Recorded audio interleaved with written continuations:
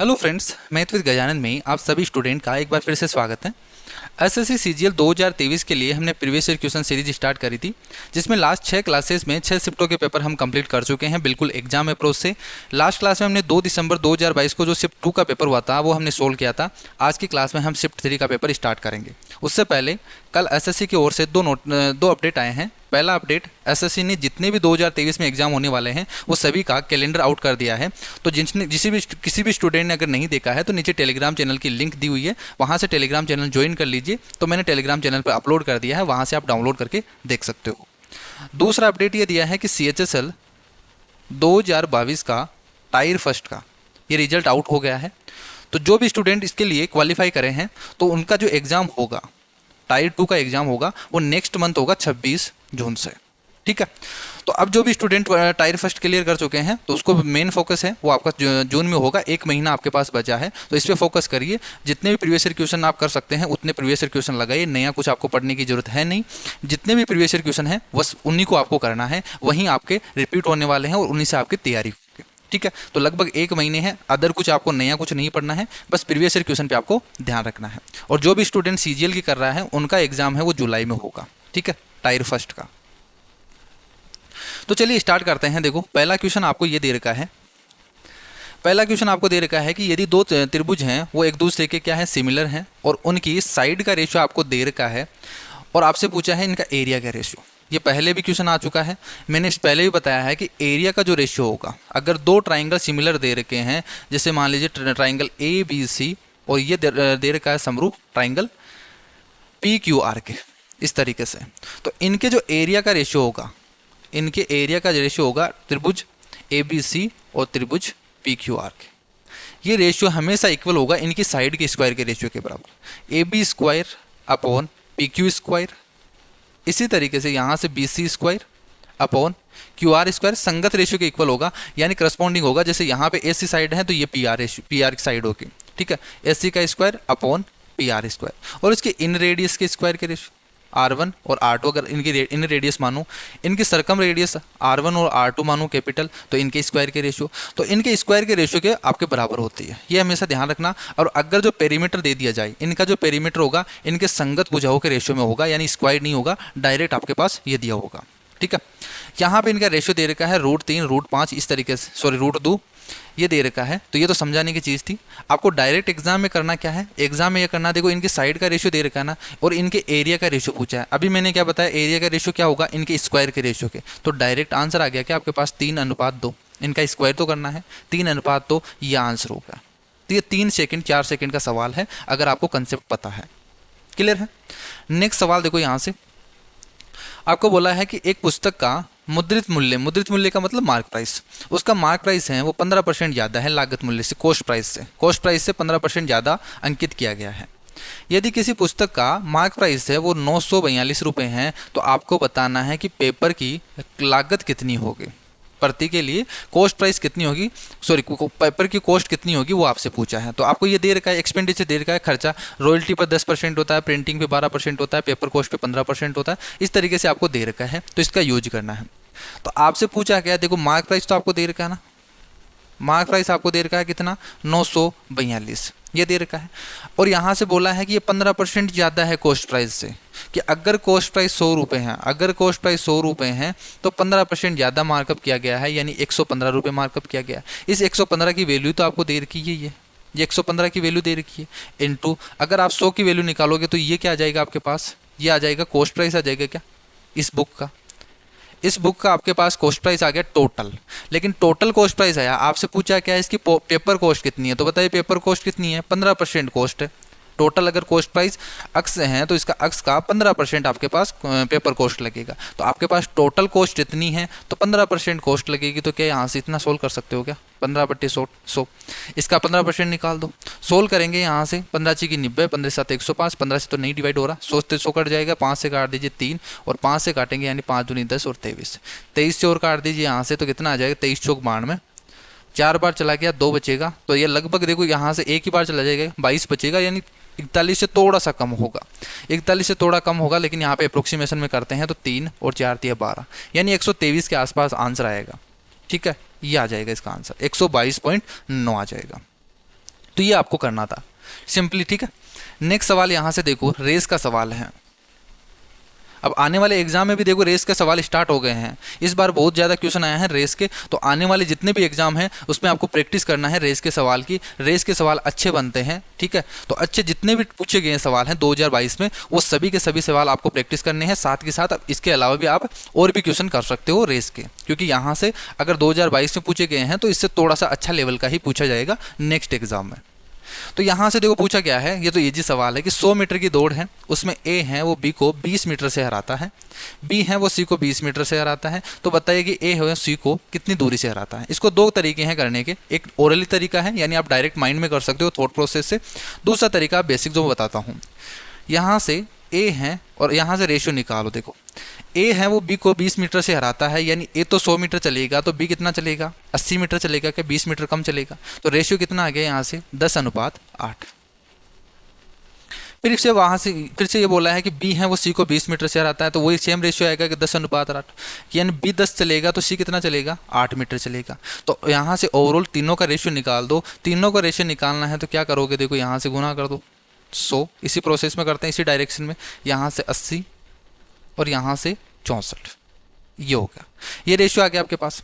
तो मुझे बताइए यहाँ से ये हो गया क्या कि 100 मीटर की दौड़ है, टोटल 100 मीटर की दौड़ है, तो सी कितना चलेगा 64 मीटर चलेगा, और ए है वो 100 मीटर चलेगा तो सी कितना 64 मीटर। तो यही तो पूछा है कि ए है वो सी को कितनी दूरी से हराता है। तो ये यहाँ पे डिफरेंस निकाल दो, कितनी दूरी से हराता है ये, यहाँ से 36 मीटर की डिस्टेंस से हराता है। क्लियर है।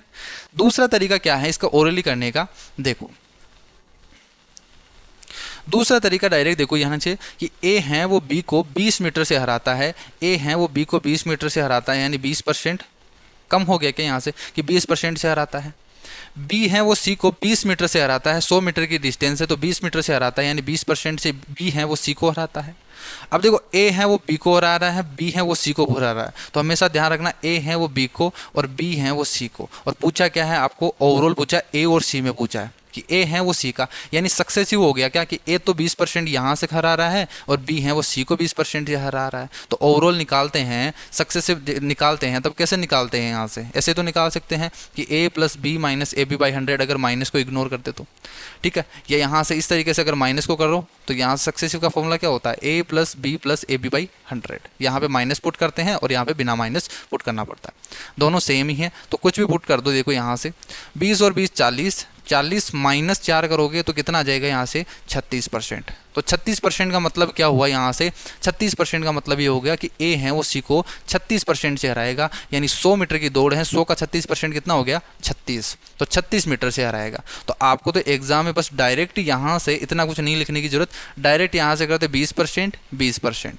20% और 20% का सक्सेसिव कितना हो गया 36%। तो 36% का मतलब 100 का 36% 36, बस इतना ही आपको एग्जाम में करना था।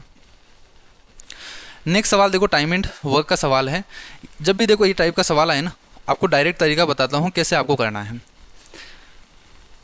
क्वेश्चन को पढ़ लो एक बार। देखो क्वेश्चन में ये बोला है कि यदि एक आदमी और ये और लगा हो ना, हमेशा ध्यान रखना ये और का, एक तो एंड आता है एक और आता है, और के लिए हमेशा हम इक्वल करते हैं, क्या करते हैं इक्वल करते हैं, एंड के लिए हमेशा जोड़ते हैं, ये चीज़ याद रखना। यदि एक पुरुष 2 महिलाएं या 4 लड़के या 5 लड़कियां किसी काम को 39 दिन में कर सकती है, इसका मतलब क्या है कि एक पुरुष है वो भी 39 दिन में करेगा, 2 महिलाएं मिलकर 39 दिन में उसी काम को करेगी, 4 लड़के हैं वो भी 39 दिन में काम को करेंगे, और 5 लड़कियां हैं वो भी 39 दिन में उसी काम को करेंगे। ये एक बात बोली है। दूसरा ये बोला है, आपको ये पूछा है ये देखकर कि एक पुरुष, एक महिला और एक लड़का और एक लड़की, ये सभी मिलकर उस काम को कितने दिन में करेंगे। यानी आपके पास टोटल वर्क चाहिए और इनकी एफिशिएंसी चाहिए, यही तो चाहिए, तब आपके पास काम हो जाएगा। तो एफिशिएंसी निकालने के लिए करते क्या है, देखो एक पुरुष है ना, तो एक मेन हो गया, यानी मेन, या की जगह हमेशा इक्वल कर दो, 2 वुमेन है 2 वुमेन है, या की जगह इक्वल हो गया, 4 बॉयज़ हैं तो 4 बॉयज़ हो गए, या की जगह इक्वल, और 5 गर्ल्स है, ये हो गए यहाँ से। और ये सभी मिलकर ये हैं, प्रत्येक है वो देखो यहाँ से 39 दिन में कर सकते हैं, 39 दिन में कर सकते हैं, ये चीज़ आपसे बोला है। तो सबसे पहले तो जब ये इक्वल हो गया ना, यहाँ से एफिशिएंसी निकालते हैं अपन। एफिशिएंसी कैसे निकालेंगे, यहाँ से देखो ये एलसीएम, इसका एलसीएम ले लो 5, 4, 2 और 1 का, और इससे डिवाइड कर दो सभी से। तो एलसीएम क्या होगा 20 होगा क्या, तो सभी को 20 से डिवाइड कर दो, क्या कर दो, सभी को 20 से डिवाइड कर दो तो इनकी एफिशिएंसी आ जाएगी। देखो यहाँ से 1 बटे जो इसके डिनोमिनेटर होगा ना वही इसकी एफिशिएंसी होगी। तो मेन की एफिशिएंसी कितनी हो गई, 20 हो गई। यहाँ से 2 से काटेंगे तो 10 आ जाएगी वो मेन की एफिशिएंसी, इक्वल टू 4 से काटेंगे तो 5 आ गई इसकी एफिशिएंसी।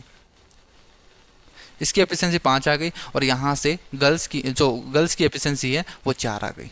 इनकी एफिशिएंसी का रेशियो आ गया तो क्या आप यहाँ से टोटल वर्क निकाल सकते हो क्या? टोटल वर्क क्या बोला है यहाँ से, यही तो बोला है कि 39 दिन में करता है, कि 20 की एफिशिएंसी से 39 दिन काम करेगा तो ये टोटल वर्क कितना हो जाएगा?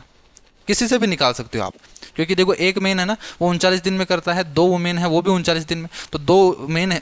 या देखो यहाँ तो मैंने मेन से निकाला है कि 20 × 39 करोगे तब भी यही आएगा। 2 वो मेन से निकालो कि 2 × 20 करोगे 20 × 39 वो सेम ही आना है, तो किसी से भी निकाल सकते हो टोटल वर्क।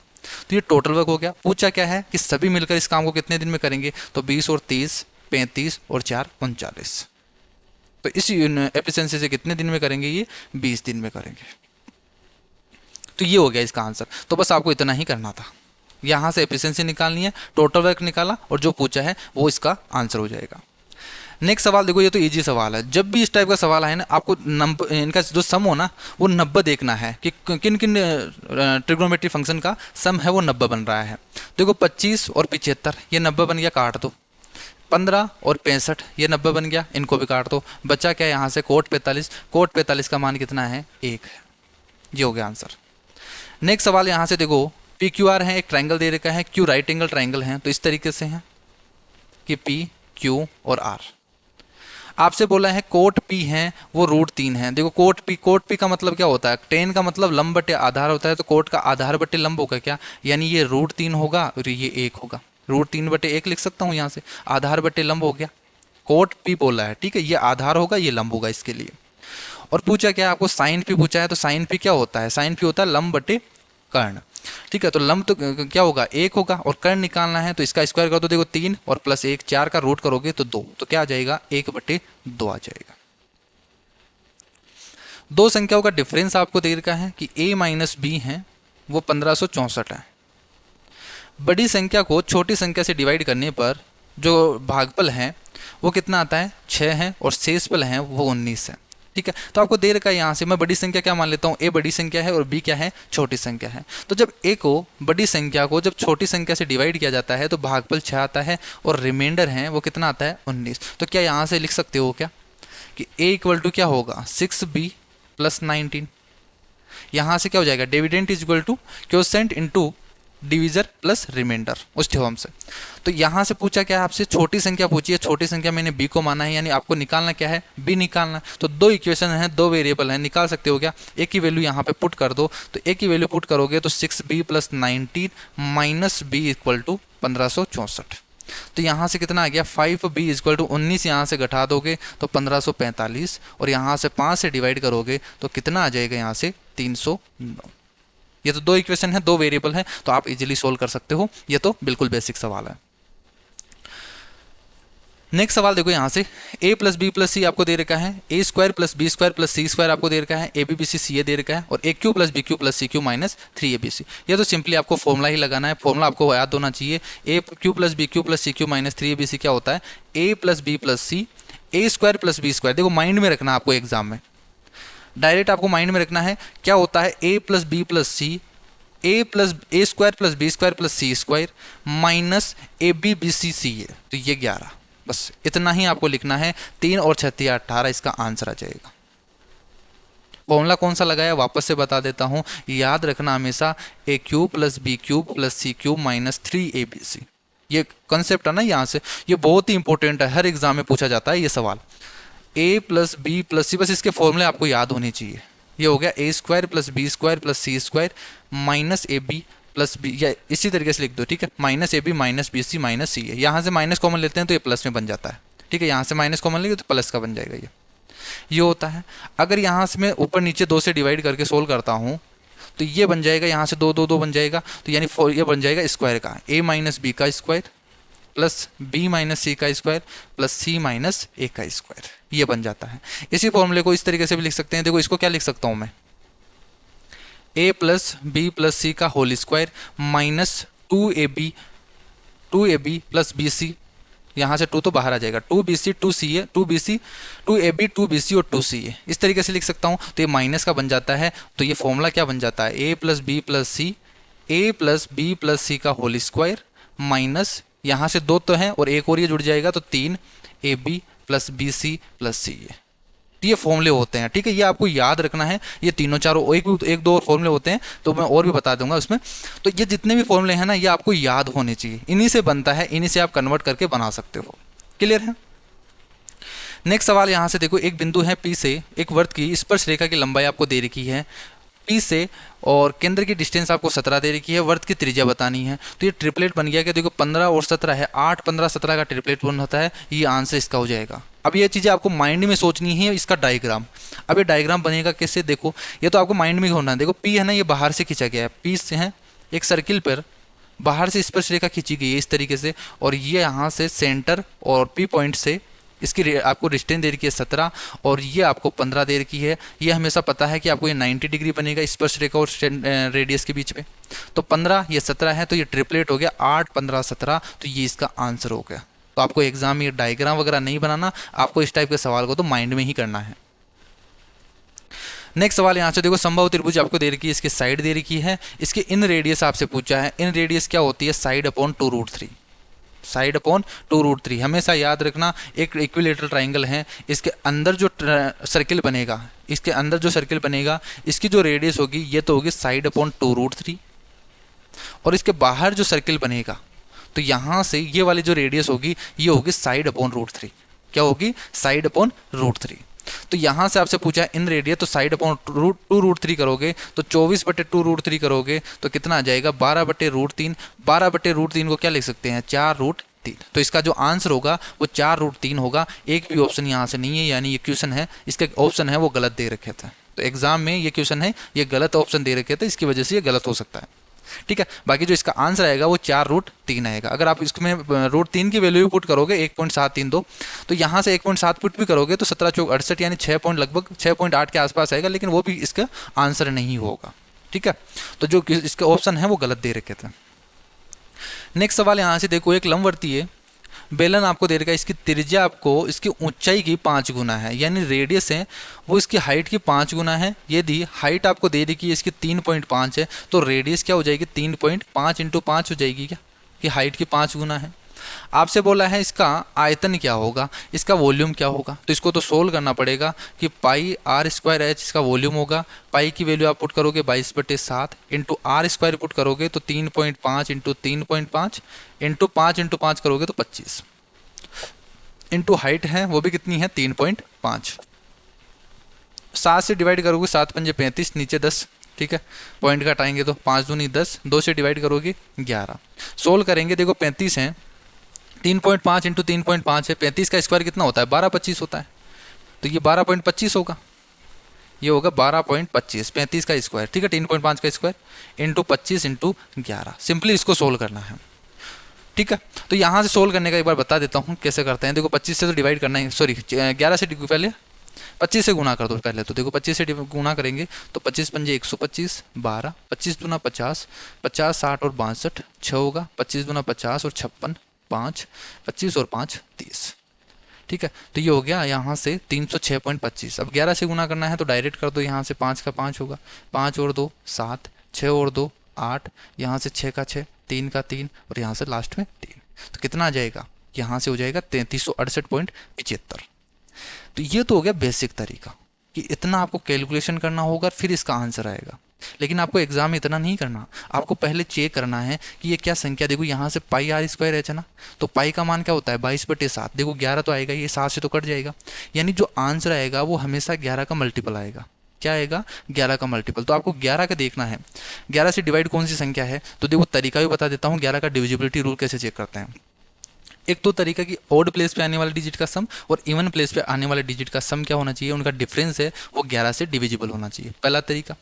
तो वो भी आपको नहीं लगाना, शॉर्ट क्या लगाना है, देखो यहाँ से पेयर बनाते चलो, 3 से कितना हुआ यहाँ से ज़्यादा, प्लस का 5 हुआ, 7 से देखो यहाँ से कितना कम हुआ, माइनस का 5 हुआ, और 7 से यहाँ से -2, यानी 0 बनना चाहिए इनका, प्लस माइनस करेंगे तो ये 5 से तो 5 कट गया, लेकिन -2 बन रहा है, यानी 11 से डिविजिबल नहीं है। ये संख्या देखो 3 से 3 हो गया, तो कोई फर्क नहीं पड़ेगा, जीरो है यहाँ। तो 6 से यहाँ से प्लस का 2 है, और यहाँ से 7 से 5 है तो माइनस का 2 है, तो से 2 कट गया, जीरो है, यानी ये संख्या 11 से पूर्णतः डिविजिबल है। 3 से यहाँ से देखो, यहाँ से -2 है, 4 से +2 है, तो 2 तो ये कट गया, और यहाँ से -2 बचेगा, यानी 11 से डिविजिबल नहीं है। प्लस का 2 माइनस का 3, यहाँ से सॉरी यहाँ से 3 और 2 प्लस का 2 होगा, यहाँ पे माइनस का 2 हो गया, नहीं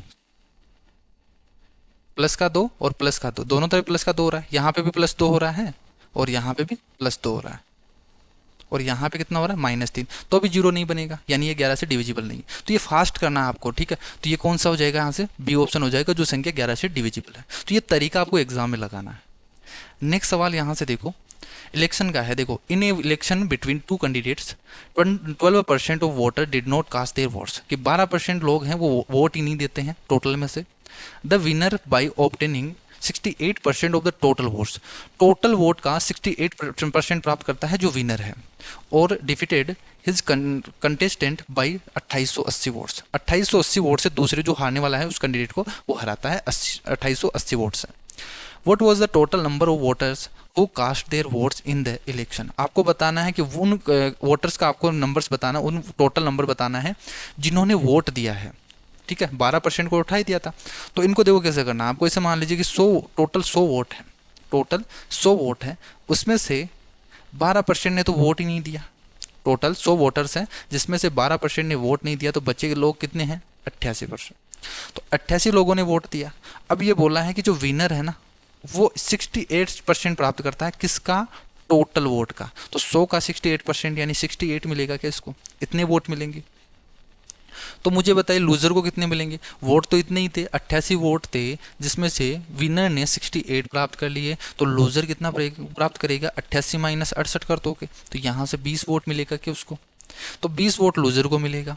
अब इसने बोला है कि 2880 वोट से आ रहा है, तो मुझे बताइए यहाँ से कितने वोट से आ रहा है, वो 48 वोट से। तो इस 48 यूनिट की वैल्यू तो आपको दे रखी है ये 2880, 48 यूनिट की वैल्यू 2880 है। तो देखो यहाँ से 5 चौके 20 और 5 छः 30, यानी लगभग ये कितनी बार जाएगा, 6 बार जाएगा कि यहाँ से, ये 6 बार चला जाएगा, यानी 60 हो गया कि यहाँ से 48 6 से करोगे 6 पंजे 30, 300 माइनस 2 और कर दोगे 12, ठीक है 288, ये पूरा बार चला गया 6 बार 288। तो यानी 1 यूनिट की वैल्यू आ गई 60।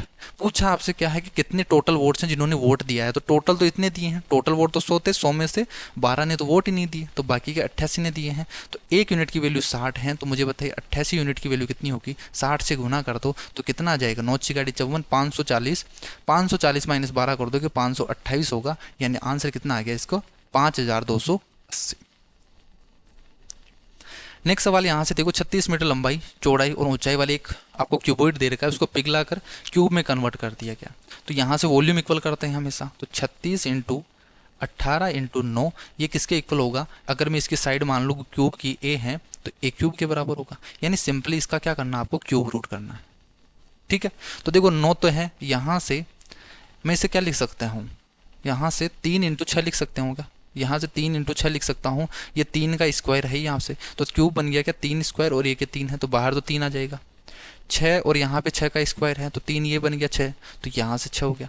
तो ए कितना आ गया यहाँ से 6 × 18, ए की वैल्यू 18 आ गई। तो पूछा क्या है आपसे, विकर्ण पूछा है, तो विकर्ण क्या होता है, √3 होता है, तो 18√3 इसका आंसर हो जाएगा। बस इतना ही आपको करना है। नेक्स्ट सवाल यहाँ से देखो, find the percentage increase in the number of delivery partners that join पैंत्रा फ्रॉम 2017 से 2021। तो पैंत्रा ये है, और 2017 से 2021 में कितना इंक्रीज हुआ है, तो 56 से 7.2 है, कितना इंक्रीज हो गया यहाँ से 0.6 और 1.6, ठीक है। 1.6 इंक्रीज हो गया कितने में से, 5.6 में से, इंटू 100 कर दो परसेंटेज निकालने के लिए, सोल्व करो, देखो पॉइंट से पॉइंट हट गया, तो यहाँ से कितना आ गया 8/8 से डिवाइड कर दो, देखो 8 दूनी 16 और 8 7 56, 2/7 है, 2/7 का मतलब कितना होता है 28.57 होगा, इतना परसेंट होगा डायरेक्ट। हमेशा याद रखना 1/7 का मतलब कितना होता है 14.2857, 2/7 का मतलब 28.5714, 3/7 का मतलब 42 यहाँ से कितना हो जाएगा, यहाँ से 8 5 7 1 4 ये होगा। 4/7 का मतलब 56, यहाँ से 57, ठीक है, 57 पॉइंट यहाँ से हो जाएगा 14 28 57। ये इस तरीके से आपको याद रखना है 1/7 की फ्रैक्शन। क्या होता है यहाँ से देखो 14 28 ये तो सेम रहेगा, यहाँ से 14 28 57 है, 2 से गुना करोगे 14 दूना 28 हो जाएगा, इसके बाद में सेम डिजिट चलेगा। देखो यहाँ से 28 है ना, 57 है, तो फिर इसके बाद में 57 फिर से रिपीट हो जाएगा पीछे वाला 14। 3/7 करोगे तो 14 3 42 होगा, 42 के बाद में देखो 2 के बाद में क्या आना चाहिए 8 5 7, तो 8 5 7 फिर से 1 4 ये रिपीट होगा, 5 7 1 4 2 8 5 7 ये सेम है, रिपीट होता जाता है। तो ये आपको याद रखना है, डायरेक्ट सोल्व करना है तो यहाँ पे आपको पूरा सोल्व नहीं करना पड़ेगा, 10 सेकंड आपके बच जाएंगे डायरेक्ट अगर आपको फ्रैक्शन याद है। नेक्स्ट सवाल देखो तो सिंप्लीफाई का है, A Q plus B Q upon A square plus B square minus A B है, बहुत बार क्वेश्चन आ गया, ए प्लस बी करना है, 762 और 316 1078। नेक्स्ट सवाल देखो, कुछ लकड़ी के फर्नीचर की कीमत है वो 3 हाथों से गुजरने पर 65% बढ़ जाती है। पहले और दूसरे विक्रेता ने क्रम से 20% और 25% का लाभ कमाया, तीसरे विक्रेता को आपको बताना, यानी एक सक्सेसिव का सवाल है। देखो पहला 20% कमा रहा है, दूसरा 25% कमा रहा है, तीसरा आपको फाइंड करना है, और टोटल आपके पास दे रखा है कि जो ओवरऑल होगा वो 65% होना चाहिए। तो ये आपको निकालना है। इसको निकालने के बहुत सारे तरीके हैं। देखो पहला तरीका मैं बता दूं यहाँ से, पहला तरीका जो फॉर्मूला होता है x plus y plus z plus x y y z और जेड एक्स, इनका सम कर दो और डिवाइडेड बाई 100 कर दो, plus x y z upon 10,000। लेकिन ये तो बहुत ज़्यादा कैलकुलेटिव है तो ये तो आपको नहीं लगाना। दूसरा तरीका ऑप्शन मेथड। ऑप्शन मेथड कैसे कर सकते हो, देखो 20 और 25 का पहले तो 2 का सक्सेसिव निकाल लो, तो 20 प्लस 25 45, 45 प्लस 25 गुना 50 यानी 50% हो गया क्या, A plus B plus A B by 100 से, तो 2 का तो कितना हो गया 50%। अब ए का और निकालना है, इनके तो और लगा देंगे हम ए प्लस बी वाला फॉर्मूला। तो इसका मान निकालने के लिए ऑप्शन का देख लो, यहाँ से 10% है जैसे, तो आपका आना कितना चाहिए 65% आना चाहिए। तो 50 में क्या जोड़ूं, देखो यहाँ से 16 तो नहीं कर सकता, यहाँ से 50 और 16 करेंगे 56, और फिर 50 इंटू 16 और करेंगे तो वो तो ज़्यादा गया, ये कम रह गया, ये तो बहुत ही कम है, तो लगभग 10 है। तो आप ऐसे अनुमान लगा सकते हो, 50 प्लस 10 करोगे 60, और 50 इंटू 10 करोगे 5, तो फिर से वो कितना आ रहा है 65%। तो ये हो गया, ऑप्शन से आप चेक कर सकते हो। तीसरा जो तरीका इसका होता है रियल में, करना क्या है आपको, देखो 20% बोला है, इसको फ्रैक्शन मेथड बोलते हैं। फ्रैक्शन कितनी होगी 20% की, 1/5 यानी 5 से कितना हो गया 6 हो गया। 25% की फ्रैक्शन 1/4 यानी 4 से कितना होगा 5 होगा। तीसरा हमें निकालना, तो मैं मान लेता हूँ x रुपये से y रुपये होगा, और ओवरऑल आपको कितना दे रखा है यहाँ से 65%, तो 65% की फ्रैक्शन कितनी होगी 13/20, यानी 20 से 13 बढ़कर हुआ होगा तो 33 हुआ होगा। ठीक है, तो ये होगा, तो इसको सोल्व करना है, और यहाँ से x और y निकालना। देखो 5 से तो 5 चला गया, यहाँ से हो गया 2, और यहाँ से 3 काट देंगे यहाँ से, तो ये हो गया 2x अनुपात 3y है। ये किसके इक्वल दे रखा है आपको 20 और 33 के। तो देखो 2 से काटेंगे तो 10, 3 से काटेंगे तो 11, x और y का कितना हो गया 10 से 11 हो गया, यानी 10% हो गया। ये हो गया इसका तरीका बेसिक। ठीक है, फ्रैक्शन वाला ये तरीका है, ये आपको लगाना है। अगर ये तरीका देखो ये तरीका नहीं लगाना तो आप ऑप्शन मेथड लगा दो, अगर ऑप्शन मेथड हार्ड लग रहा है तो ये तरीका लगा दो। क्लियर है, और भी तरीके होते हैं, ठीक है, वो मैंने पहले ही बताए हैं, और आगे जैसे जैसे आएंगे तो और बता देंगे। एक बार क्या है, इसमें फिर टाइम लगता है बहुत ज़्यादा बार बार बताने में। 2 5 6 के चतुर्थ अनुपाती फोर्थ प्रोपोर्शनल, और इसके फोर्थ प्रोपोर्शनल का रेशियो बताना है। फोर्थ प्रोपोर्शनल क्या होता है, लास्ट वाले 2 संख्याओं का गुना कर दो और फर्स्ट का डिवाइड कर दो, ये फोर्थ प्रोपोर्शनल।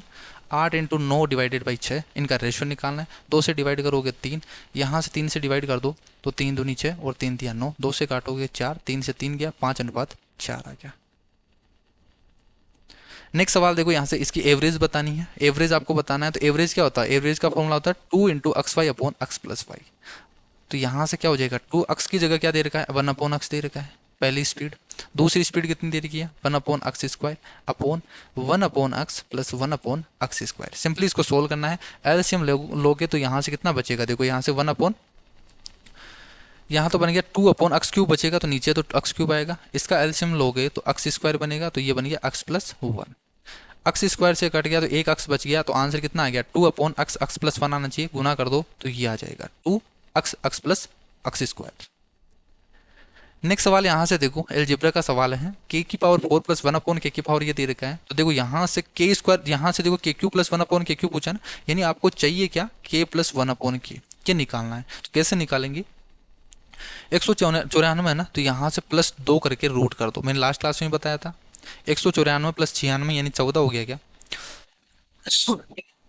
सॉरी 194 प्लस 2 है तो 196 हो गया, 196 14 का स्क्वायर हो गया, तो ये हो गया के स्क्वायर प्लस 1/k²। एक बार और कर दो, प्लस 2 के रूट कर दो, तो यहाँ से 16 हो गया, 16 का रूट कितना हो गया 4, यानी ये हो गया आपके पास k प्लस 1/k। अब यहाँ से ये निकाल सकते हो क्या, k³ प्लस 1/k³ क्या हो जाएगा, ये हो जाएगा एक, देखो ये अगर यहाँ से इसकी वैल्यू क्या दे रखी है, या मान लो यहाँ से p दे रखा है, तो ये हो गया k³ minus p³ minus 3p, ये होता है। तो k प्लस 1/k की वैल्यू क्या है 4 है, तो 4 का क्यूब कर दो माइनस 3 इंटू 4, तो 4 चौक 16, 16 चौक 64 माइनस 12 कर दो, कितना आ जाएगा इसका आंसर 52। ठीक है, तो देखो ये फॉर्मूले वगैरह आपको एग्जाम में नहीं लिखना है ये चीज़ें, ठीक है, डायरेक्ट आपको करना है जैसे मैंने बताया। 194 प्लस 2 ये माइंड में कर दो, 196 14 होगा, 14 प्लस 2 करोगे 16 होगा, 16 का रूट 4 हो गया यानी 4 हो गया, डायरेक्ट कर दो 4 का क्यूब माइनस 4 इंटू 3, बस आंसर हो जाएगा। नेक्स्ट सवाल यहाँ से देखो, दो संख्याएं हैं उनका एचसीएफ बताना है, तो एचसीएफ जब भी इस टाइप का सवाल है तो ये तो बहुत ईजी है, आप यहाँ से ऑप्शन मेथड से चलो। यानी एचसीएफ का मतलब क्या होता है कि इस संख्या को डिवाइड करे, इस संख्या को भी डिवाइड करे, वो संख्या होनी चाहिए, वही एचसीएफ होगा। पहली संख्या देखो 21, 21 है, तो ये संख्या देखो यहाँ से 9 और 3 और 1, यानी ये संख्या न तो 3 से डिविजिबल है न 2 से डिविजिबल है, तो देखो ये तो 3 से डिविजिबल 21 है, वो 3 का मल्टीपल है, तो ये 3 से डिविजिबल नहीं होगी। यहाँ से 16 है, तो लास्ट में 2 यूनिट डिजिट सम होना चाहिए था, लेकिन यहाँ पे भी 16 से डिविजिबल नहीं है। ये संख्या देखो 18 से तो कैसे होगी, 3 से भी नहीं है, 2 से भी नहीं है, तो ये एक बचा ऑप्शन, यही इसका आंसर हो जाएगा। नेक्स्ट सवाल यहाँ से देखो, इंस्टॉलमेंट का सवाल है, अच्छा सवाल है। 12% साधारण ब्याज पर 4 वर्षों में इतने रुपए के ऋण को कितने वार्षिक किस्त से भुगतान किया जाएगा, कौन सी वार्षिक किस्त है, तो आपको किस्त बतानी है कि किस्त की राशि कितनी होगी। तो इसमें तो आपको फॉर्मूला याद रखना है, जब भी आपको सिंपल इंटरेस्ट के लिए दिया जाए इंस्टॉलमेंट का, तो जो इंस्टॉलमेंट होगी, ठीक है, इसका जो फॉर्मूला होता है वो होता है 100 इंटू ए अमाउंट, ठीक है, amount upon 100 into time plus rate into time और टाइम माइनस 1 डिवाइडेड बाई, ये आपको फॉर्मूला याद रखना है। 100 इंटू अमाउंट करोगे, 100 इंटू कितना देर का आपको 5664 डिवाइडेड बाई 100 इंटू टी करोगे, टाइम कितना देर का है 4, तो 400 प्लस यहाँ से रेट इंटू टाइम करोगे तो 12 चौक 48 और टाइम माइनस 1 यानी 4 माइनस 1 3/2, ये हो गया। 2 से डिवाइड करोगे तो 24, 24 3 72, तो यहाँ से आपके पास हो गया 56 64 00 डिवाइडेड बाई, ये हो गया 400, 24 3 72 यानी 472। क्लियर है, बस इसको सोल्व करना है। देखो सोल्व करेंगे, 4 से डिवाइड कर दो 1 और यहाँ से 4, 3 बचेगा, 4 × 32, 4 से डिवाइड करोगे 1, 4 चौक 16, 1 4 6 24, फिर से जा रहा है, 2 से और काट दो, 5 दूनी 10, 9 दूनी 18, 5 2 से काटोगे 7 और 0 8। अब देखो कितने जा रहा है, 6, इसको 60 मान लेता हूँ, तो कितना आ जाएगा, यहाँ से एक बार चला जाएगा और 6 7 42, देखो यहाँ से एक बार जाएगा तो बचेगा कितना, यहाँ से 60 और 11 बच गया, क्या यहाँ से 118 बचेगा, यहाँ से 6 6 दूनी 12 होता है, यानी लगभग 2 बार, ये तो पूरा का पूरा 2 बार ही चला गया, कितना आ जाएगा इसका आंसर 1200। ठीक है, 59 से आपको काटना होगा, तो आंसर कितना आ गया इसका 1200। नेक्स्ट सवाल यहाँ से देखो, the average production of A in year y1 और y2 और y2 में ए का प्रोडक्शन आपको एवरेज बताना है इसका, तो 150 है, एवरेज कितना हो गया 150/2, ये हो गया आपके पास J1। J2 आपको निकालना है, तो y1 और y2 में B C D के टोटल आपको बताना है इसका प्रोडक्शन, तो B C और D में इनमें बताना है टोटल प्रोडक्शन, तो ये कितना हो गया 12 9 21 210, यहाँ से 110 और यहाँ से 130, तीनों को जोड़ दो, यहाँ से 2 3 400, 460 हो गया क्या, यहाँ से नहीं 450, तो वे तो हो गया J2 में डिवाइड करना है J1 का, तो 150 डिवाइडेड बाई 2 करोगे, ऊपर चला गया 2, 15 3 45, आंसर कितना आ गया 6 आ गया। नेक्स्ट सवाल यहाँ से देखो, पूछा क्या है, find the difference between the number of female student and male student who opted biology in school C. School C में आपसे पूछा है, टोटल स्टूडेंट तो कितने हैं 1000 हैं, परसेंटेज आपको दे रखा है जो ऑप्टेड किए हैं 24%, तो देखो 1000 का 24% यानी 240 स्टूडेंटों ने क्या किया है, बायोलॉजी को ऑप्टेड किया है। इसमें से रेशियो आपको दे रखा है मेल और फीमेल का दे रखा है जो ऑप्टेड किए हैं बायोलॉजी, तो यही तो आपसे पूछा है कि इनके डिफरेंस कितना है, तो इनका रेशियो दे रखा है कितना 1:2, टोटल के नीचे टोटल 2 + 1 3 और डिफरेंस पूछा है, दोनों का डिफरेंस कितना है 1, सोल्व कर दो यहाँ से, तो कितना आ जाएगा 80। नेक्स्ट सवाल यहाँ से देखो, how far will the tip of 2 centimetre long minute hand of a clock move in 45 second minute. घड़ी की 2 सेंटीमीटर लंबी एक मिनट की सुई है, वो 45 मिनट में कितनी दूरी तय करेगी। जैसे एक घड़ी है, इसमें मिनट की सुई है, ये वाली मिनट की सुई, ये आपको दे रखी है कि 2 सेंटीमीटर लंबी है। तो मुझे बताइए कि ये एक राउंड है, कंप्लीट राउंड कितने मिनट में कवर कर देती है? 60 मिनट में। तो ये 60 मिनट में कितनी डिस्टेंस ट्रेवल करेगी? 2 पाई आर। 2 पाई आर, आर की वैल्यू आपको दे ही रखी है, ये कितनी डिस्टेंस है? 2 सेंटीमीटर इंटू 2 सेंटीमीटर। तो इतनी डिस्टेंस ट्रेवल करेगी 60 मिनट में। पूछा क्या है? 45 मिनट में, तो इससे गुना कर दो, 45 मिनट में आपको निकालना है। सोल्व कर देंगे यहाँ से, तो 15 ते 45 और 15 चौक 60, तो 4 से कट गया यहाँ से। आंसर कितना आ गया? 3 पाई। 3 पाई डिस्टेंस ट्रेवल करेगी। लास्ट सवाल देखो यहाँ से, सुनील ने एक पंखा अंकित मूल्य पर 10% के डिस्काउंट पर खरीदा। 15% के अगर डिस्काउंट पे खरीदता है उसको 400 रुपये की बचत होती है। एक लाइन में करना है आपको इसके सवाल को। अगर वो 10% का डिस्काउंट देता है, ठीक है, और अगर 10% की जगह 15% का डिस्काउंट देता है तो उसको बचत कितने की होती है? 400 रुपये की। और यहाँ पे कितने परसेंट की बचत हो रही है? 5% की। तो यानी डायरेक्ट दे दिया कि ये 5% की वैल्यू 400 है, 100% की वैल्यू ये मार्क प्राइस है, तो ये निकाल लो। कितना आ जाएगा यहाँ से? 8000। बस ये हो गया इसका आंसर। अब क्वेश्चन कितना बड़ा है और आंसर है ये केवल 5 सेकंड का सवाल है। क्लियर है? तो आई होप ये सारे के सवाल आपको अच्छी तरीके से समझ में आए होंगे। और बिल्कुल मैंने एग्जाम अप्रोच से समझाया है कैसे आपको एग्जाम इन क्वेश्चन को बिल्कुल शॉर्ट तरीके से करना है। यही तरीका मैं आपको समझा रहा हूँ। जब तक एग्जाम होगा, जब तक एग्जाम नहीं होता है, तब तक ये सीरीज है कंटिन्यू होती रहेगी। बिल्कुल एग्जाम अप्रोच से सारे के सारे सवाल हैं मैं यहाँ पे क्लियर करता जाऊँगा। क्लियर है? तो आज की क्लास में इतना ही है। नेक्स्ट क्लास में मिलते हैं नई शिफ्ट के साथ। तब तक के लिए bye bye, take care, thank you.